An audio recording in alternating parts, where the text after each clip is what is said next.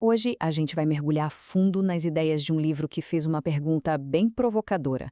Será que a internet está, literalmente, mudando a fiação do nosso cérebro?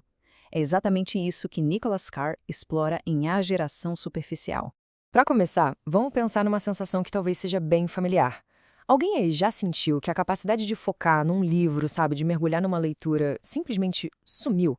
Que a mente parece que fica pulando de uma coisa para outra sem parar? Pois é. Se isso soa familiar, a gente não tá sozinho nessa. O próprio autor do livro, o Nicholas Carr, sentiu isso na pele. Ele percebeu que por passar tanto tempo na internet, a leitura profunda que antes era algo natural para ele, virou uma verdadeira luta. Então, vamos entender melhor isso. Porque essa sensação de ter uma mente inquieta não é um problema individual, não. É uma experiência coletiva da nossa era digital. E os relatos vêm de todos os lados. O Carr cita várias pessoas de áreas diferentes que sentem a mesma coisa. Pensa só, um blogueiro que estudou literatura admite que parou de ler livros. Um médico patologista confessa que não consegue mais absorver artigos longos, nem na tela, nem no papel. O padrão fica bem claro, né? Tá, mas o que está causando essa mudança toda? Para o Carr, a resposta está numa ideia antiga de um teórico chamado Marshall McLuhan. O que mais importa não é o que a gente consome, mas como a gente consome. Essa frase, "o meio é a mensagem", quer dizer o seguinte: a tecnologia que a gente usa para receber informação, seja um livro, a TV ou a internet, ela tem um impacto muito mais profundo na nossa forma de pensar do que o conteúdo em si. É a ferramenta que molda a nossa percepção. E essa citação do McLuhan é simplesmente perfeita para explicar. A gente fica super distraído com os vídeos, os posts, os artigos, que são o tal naco de carne.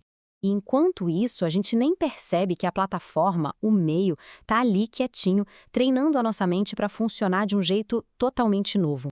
O Carr descreve essa mudança com uma metáfora incrível. Ele diz que a gente deixou de ser mergulhador num oceano de informações para virar praticante de jet ski, só deslizando rapidinho pela superfície. Olha só a diferença. A mente do mergulhador, que foi moldada pelo livro, é linear, focada, calma. Ela permite essa imersão profunda. Já a mente do jet ski, moldada pela internet, é o oposto. É rápida, fragmentada, impaciente. Ela foi otimizada para lidar com um monte de estímulos ao mesmo tempo. E isso não acontece por acidente, viu? A própria estrutura da internet, com os links que fazem a gente pular de um site para o outro, as notificações pipocando, aquela mistura de texto, vídeo, áudio, tudo isso foi feito para manter a gente em movimento.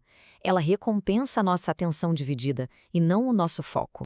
Bom, é claro que a internet trouxe presentes incríveis para a gente, ninguém nega isso. Mas a grande questão é, qual é o preço que a gente paga por esses presentes? E as vantagens são gigantes, né? A gente tem acesso instantâneo a um universo de informação. Uma pesquisa que antes levava dias numa biblioteca, agora a gente resolve em segundos. É uma ferramenta poderosa para achar o que a gente quer e para se conectar com o mundo inteiro. E aí a gente chega na pergunta central do livro: o que será que a gente está sacrificando em troca de toda essa facilidade e velocidade?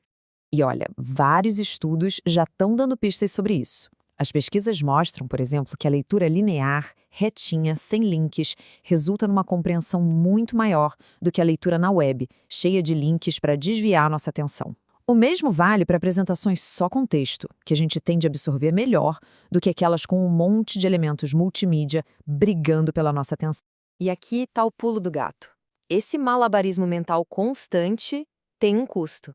Dividir a atenção o tempo todo sobrecarrega a nossa memória de trabalho, que é tipo a memória RAM do cérebro. Isso torna muito mais difícil consolidar as informações na memória de longo prazo. Resumindo, a gente aprende menos e de um jeito mais superficial.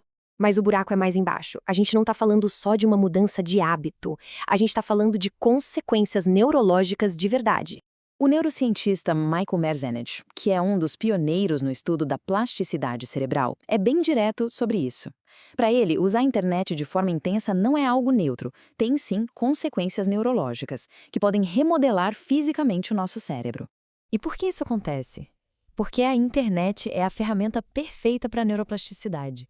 Ela dá exatamente o tipo de estímulo que o cérebro adora para mudar: repetitivo, intenso e interativo. São essas as condições que causam alterações rápidas e fortes nos nossos circuitos cerebrais.